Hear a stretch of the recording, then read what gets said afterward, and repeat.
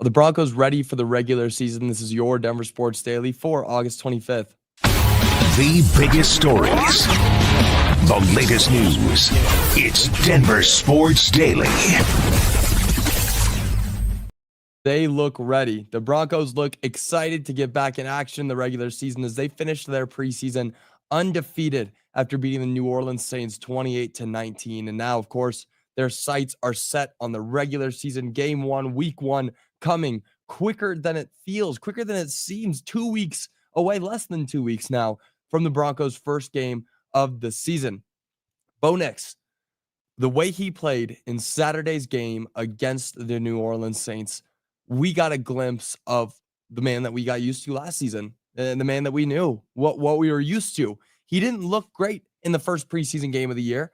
He didn't look great all through practice and training camp, but he looked great in Saturday's game. Bo Nix threw for 110 yards, a touchdown, and all that was on 10 of 14 passing, and that is a 118.2 passer rating. Those are great numbers. You know, you get the ball in your hands 14 times, and your job is to pass it those 14 times, and you're completing 10 of 14 and going 110 yards. That's what you expect from your second-year starter, your second-year QB. Those are great, great numbers from Bo Nix. Numbers that we've gotten used to, of course, last season. That's what we've gotten accustomed to. This is what we know in Broncos country.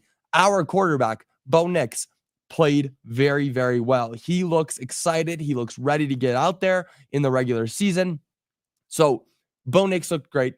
No question there. Anybody that's saying there was a quarterback controversy with Jarrett Stidham is quite frankly insane. There was never a quarterback conversation going to happen. There was never. It was never going to happen. And Bo Nix showed why it was never going to happen in Saturday's game. Now, the running back room, though, there is some controversy there. Of course, as we know, J.K. Dobbins, R.J. Harvey, all of these guys, Jaleel McLaughlin, is Audric Esme going to get cut? Big conversations happening in the running back room. And big conversations continue to happen on Saturdays. R.J. Harvey only had 3 carries that went for 4 yards. Those are not great numbers whatsoever. 3 carries, and you're only averaging about 1.3 yards per carry. Not great. Not great from R.J. Harvey, but it's okay. It's the preseason. He's a rookie. This is his 3rd time on an NFL field playing NFL football. So give him some grace there. I still not high on R.J. Harvey, but I'm only going to take the preseason with a grain of salt. Audric Esme, on the other hand, this is somebody that I said could be a training camp cut. He balled out. 8 carries for 45 yards, over 5 yards per carry. 8 carries, 45 yards, and then not only that, he had a touchdown. Audric Esme had a great game, but is that enough to get him out of the limbo that he's in, where he is most likely going to be cut, but now he's showing out? He really is in limbo right now. I would still not be surprised at all if he does get cut, but it's a great showing and definitely something that he's probably adding to a resume for other teams that are looking to pick up a running back.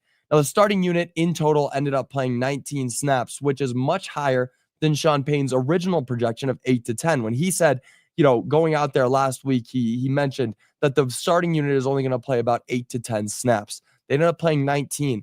And it's not that he wanted to see more from the starting unit. It's that they weren't succeeding very well in the first couple times they had the ball, the first couple possessions. So them going out there, playing a little bit longer than they were expected to, not necessarily great news, but it is good to see that they were able to come out with a win. Bo Nix was able to turn up, 19 snaps, 10 of 14 passing, 110 yards and a touchdown. Great numbers from Bo Nix. So keeping him out there a little bit longer does end up doing the trick. Now, with the preseason officially over for the Broncos, the final stats have come out, and you're seeing stats all around of what teams' success looks like on both sides of the ball. But something that was really interesting that was posted by Denver Sports yesterday was just the first team's stats. And I'll go through them. They had 6 possessions, 13 points, 3 scoring drives, 1 touchdown, and 2 field goals, 2 3-and-outs, 28.3 net yards per possession, 2.17 points per possession, 1.5 first downs per possession, 2.3 average rush yards per play, 5.6 average pass yards per play, and 4.4 average yards per play. Now, some that really stick out to me, 28.3 net yards per possession. Now, of course, you're not expecting anybody to go all out in training or in preseason, but you do want to see your starting unit be able to dominate. I mean, look what the Bengals have been doing. Joe Burrow and Jamar Chase are going out there and just torching defenses in the preseason. That's what you're supposed to do, because these guys, they're some of the best in the league at their respective positions. The Broncos need to do better than 28 yards per possession. It doesn't matter if it's only in the preseason. You go out there to play. Every time you're on that field, you go out there to get a touchdown, and the Broncos weren't doing that. At least the first team wasn't doing that.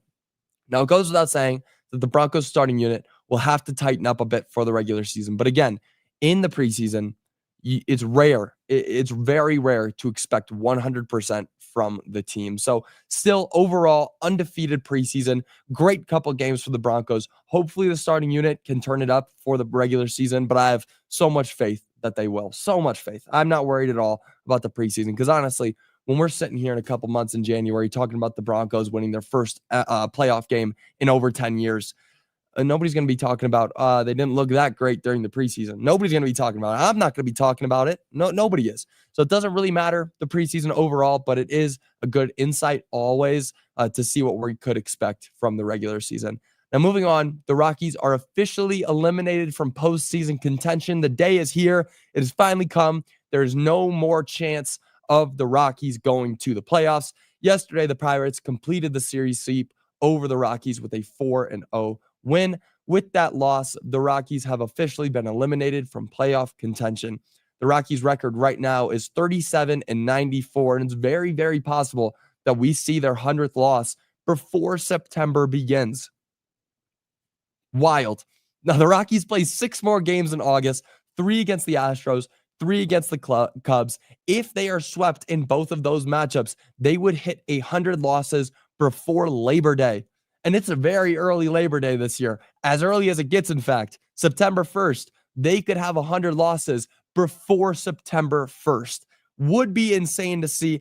I would not put it past the Rockies. I mean, we've seen some of the worst baseball ever in modern history happening right down at Blake Street all year this year. The Rockies have been incredibly terrible. Hopefully they can turn it around. They've got a few shining spots on their team, but this really is news that isn't news. The Rockies eliminated from playoff contention. We could have called that back in June. Now, moving on, former CU buff Shiloh Sanders has had a rough couple days, and rough maybe taking it lightly. Safety Shiloh Sanders was picked up by the Tampa Bay Buccaneers as an undrafted free agent, but his time with the Bucs was short. Sanders got into a scuffle in Saturday's preseason game against the Buffalo Bills, which is never a good look for someone who could come out of training camp as a cut. He could, not make the team. And that came to fruition as less than 24 hours after the fight, Sanders was cut from the Buccaneers. Really just not smart. Not smart. You want to be smart when you're out playing football. It's the mental errors, and that's a huge mental error. I mean, you're an undrafted free agent coming in for training camp, hoping to get a roster spot, and you're getting into a fight. And it's not just because he's a Sander. Because people are going to, or Sanders. People are going to hate on the Sanders as much as they can, always, because of Dion, because of Shador. Shiloh, of course, is getting a lot of that hate. And that's not fair. But going out there and playing up to what people expect and what those people who are talking badly about you expect is you to be a failure. You got to be better than that. You have to be smarter than that. You have to go out and show them that, hey, I'm not a failure. I'm out here to work. I'm out here to play. I'm not out here for the show, for the flashiness. I'm here to play and work. And he wasn't doing that. Shiloh wasn't doing that. And now, Sanders' career is in the air. He could get picked up by another team in need of a backup safety, but it's very likely that we've seen the end of the former Buff's career. Now, Shador's still out there in Cleveland balling out, but Shiloh made a very bad mental error getting into a fight when you're hoping for a roster spot. And it's just not smart. And I hope the best for him. I really do hope the best for all the Sanders, because I think that Dion is a great coach. What he's done is incredible. And I really do believe that Shiloh could have had the talent if he continued to work. He's a hit stick guy, big hitter.